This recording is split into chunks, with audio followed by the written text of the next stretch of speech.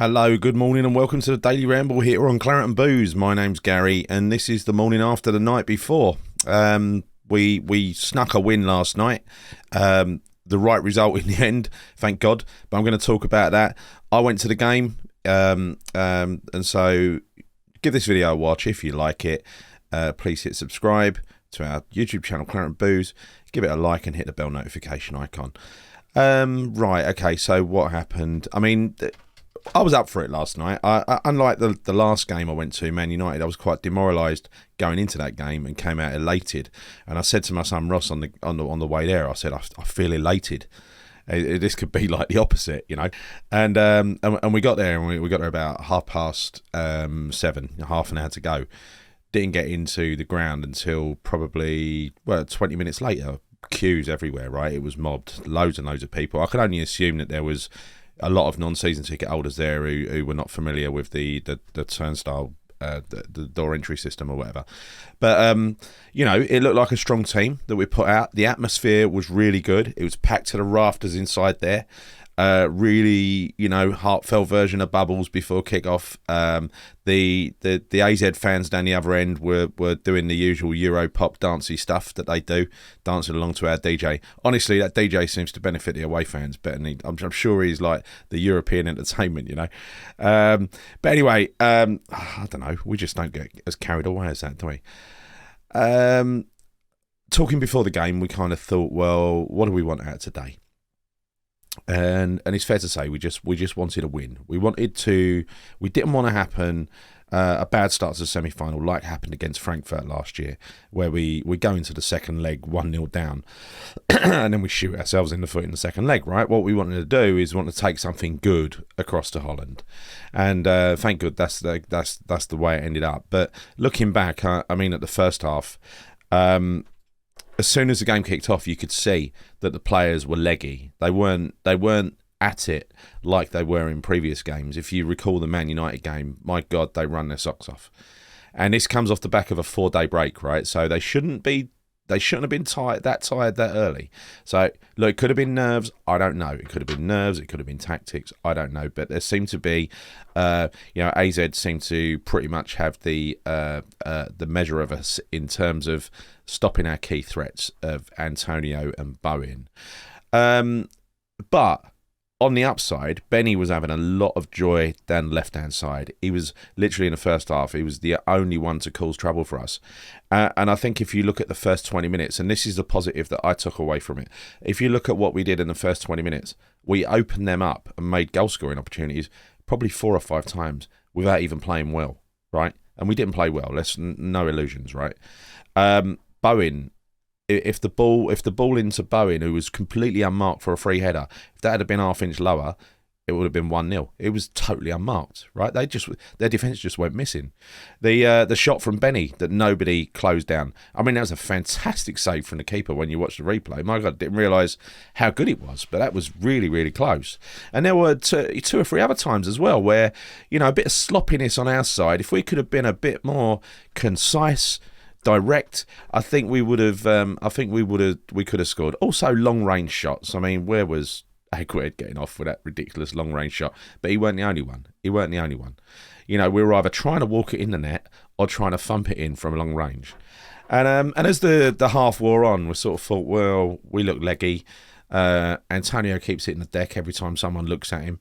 You know, he is our main threat. And let's face it, when Antonio plays well, the team plays well. That's what seems to happen. And the same applies to Bowen.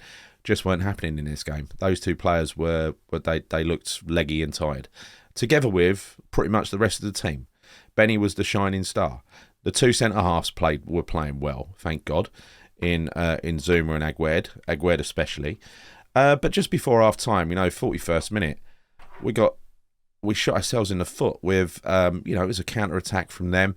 I don't know, watching it back now, I felt at the time that maybe Kehrer should have done better, but watching it back, there's no way Areola should be letting in a shot from there.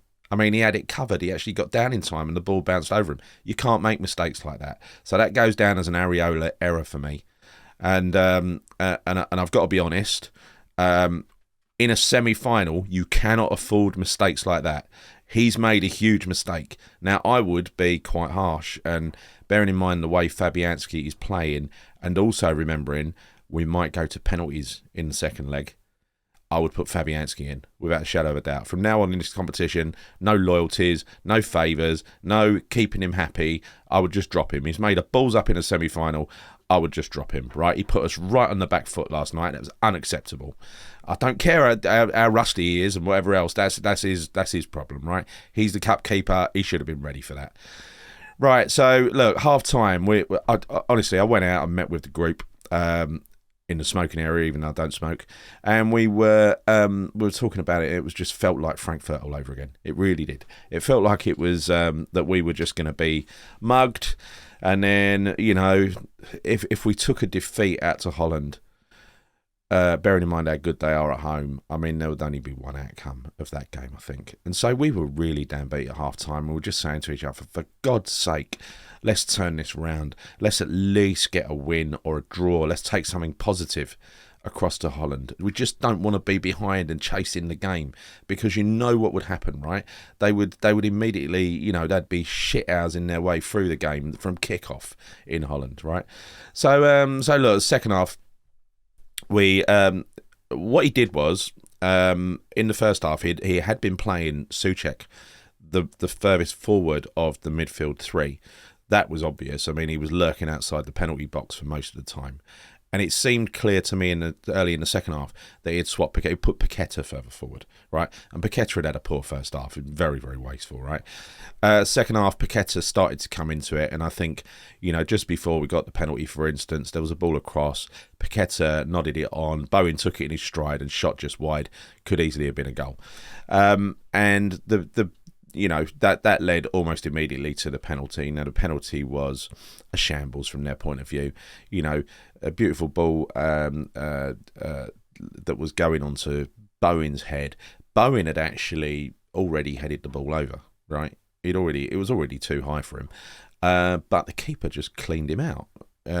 Double fist in the face. I mean, must have been quite painful for Bowen, to be honest. But again, I think it was. You do usually see. You sometimes see that. You don't see things. So I don't think you see that very often, as clear as that, where a keeper completely takes a player out. So for me, it was a stonewall penalty, much deserved. Ridiculous from the keeper, to be honest. But when you look at it on balance, our keepers made a mistake. Their keepers made a mistake. 1-1 in keepers' mistakes. Benny stepped up after what seemed like an age. I mean, it just took forever, didn't it, for that penalty? And the keeper was playing mind games and everything else. I was quite confident in Benny. He knows how to take a penalty. He really does. He is the new Mark Noble, Mr. Reliable. And, you know, to take, after all that delay, to put it into the corner, actually put it into the side netting, right? So it didn't really matter what the keeper did. He could have dived early, whatever. Didn't matter. He weren't saving it. It was unsavable. So brilliant penalty from Benny to cap what was a fantastic performance up until that point. And this point on 65 minutes, this is where the game changed, right? It changed completely. We got control of it. We got control of things. And to be honest, they started to look tired. Their backline started to look really ragged. And we carved them open quite a few times. And we really, you know, in the end, we should have won by a few more goals. But as it stands, I'll take it, because where we were at half-time compared to where we were at the end, I will take that. That's a massive improvement. The goal itself, a bit of a scrappy affair, but good work from Dek in picking up a loose ball and playing it into Agüed. Good header from Agüed, and Mickey picking up the pieces after what was, I've got to say, a dreadful performance from Mickey. You know, he looked leggy, sulky. You know, every time someone went near him, he was going down. Now, I don't know whether that was a tactic, because like I said at the beginning of this, we did seem to be relying on set pieces, so maybe he was instructed to do that. I don't know, but you can't do that. I mean, this is Mickey, who, you know, when you look at the way he played against Arsenal and Man United and teams like that, you sort of look at him and you're saying, bloody hell, he's borderline heroic. The way he's going into these, you know, the way he's being beasted by defenders and he's giving it back and he's really in it for the fight, you know, really getting stuck in, seemed to love a fight, seemed to thrive on it. Last night, someone only had to look at him the wrong way and he's down on his face. And so, look, I can't buy it. I know he was man-marked. I know they really tried to do a job on him. But you can't do that. You cannot do that. He wasted so many opportunities. So look, hold the ball up, Mickey. Do what you're there for. We've got to get other players around him. We do need to protect him a little bit more in the second leg, that's for sure. But yeah, and I'm not picking out Antonio. He weren't the only one who played badly. There were plenty of bad performances in there tonight. So look, he got the winner. That's really all that matters. When you're talking about a cup game, winning is all that matters. That is the end of it. So as for the performance, who cares? We're 2-1 up going into the second leg, right? That is what I take away from that game. We go away to Holland next week. They will be stronger. AZ will be stronger next week in their 19,500. Looks like an off-the-shelf stadium dumped in the middle of a field somewhere in Alkmaar. So it looking at the inside, it looks like the banks is quite a steeply banked stadium, so it's quite small, but it's going to be quite intimate and probably very loud. But at the same time, you've got to do this in order to win a European competition like we did with Lyon. You've got to go and put in performances to progress. And this is, I want to see those players next week look like they really want it, because. And I'm sure they did want it last night, but it didn't look like they did, right? It didn't look like they did. There was, Benny, absolutely. Aguerd and Zuma, definitely. As for many of the others, I mean, Paqueta just kept giving the ball away in the first half. He improved late on in the game and did some delicious skills like he does, but take this game seriously. Get on the front foot. Moyes, you got to rest some players on Sunday. We've got to go out there next week looking a little bit fresher, right? They're going to have their two best players back. They're going to have more pace in the side, I would imagine. We need to look like we want it. Yeah. If we play like that again next week, I think we'll probably get dumped out. So look, no excuses, West Ham. We've got better players. We've got better players with the right strategy, with the right approach, with the heart. If we turn up, we will beat Alkmaar. Of that, I've got no doubt. So look, onwards and upwards. We're still in the tie. Let's hope we can do well next week. Me and Nick are going to Brentford on Sunday. I hope we get to see some youth team players in that Brentford game. I really hope. I'll sacrifice that. I'll sacrifice it now. We never get anything there anyway. Anyway, look, that's me done. I hope you've enjoyed the video. Until next time, see you soon, and come on, you irons.